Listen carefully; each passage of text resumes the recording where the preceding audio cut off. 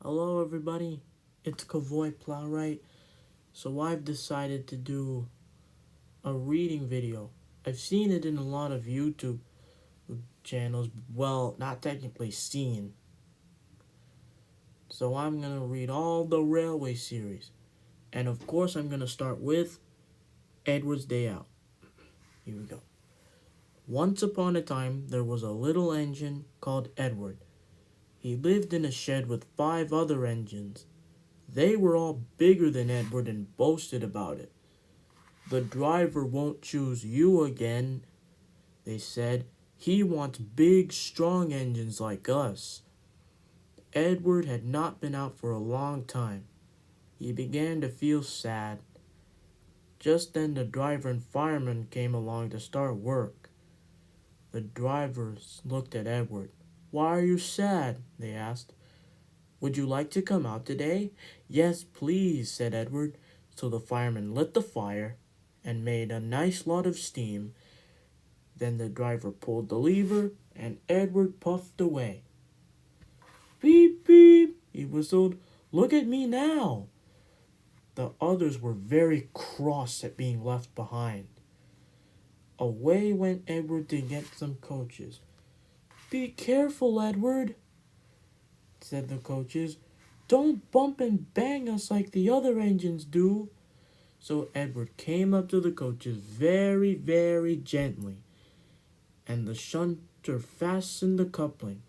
"Thank you, Edward," said the coaches. "That was kind.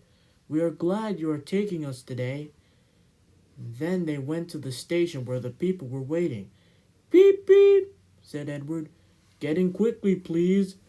So the people got in quickly, and Edward waited happily for the guard to blow his whistle and wave his green flag.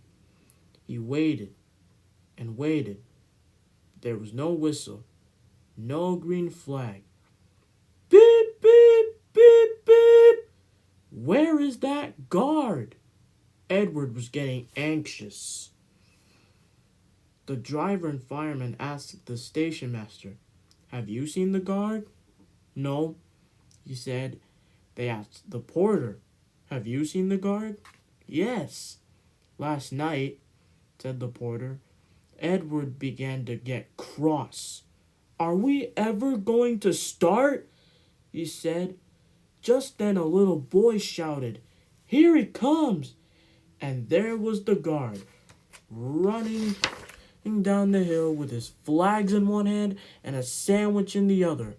He ran on the platform, blew his whistle, and jumped into his van. Edward puffed off.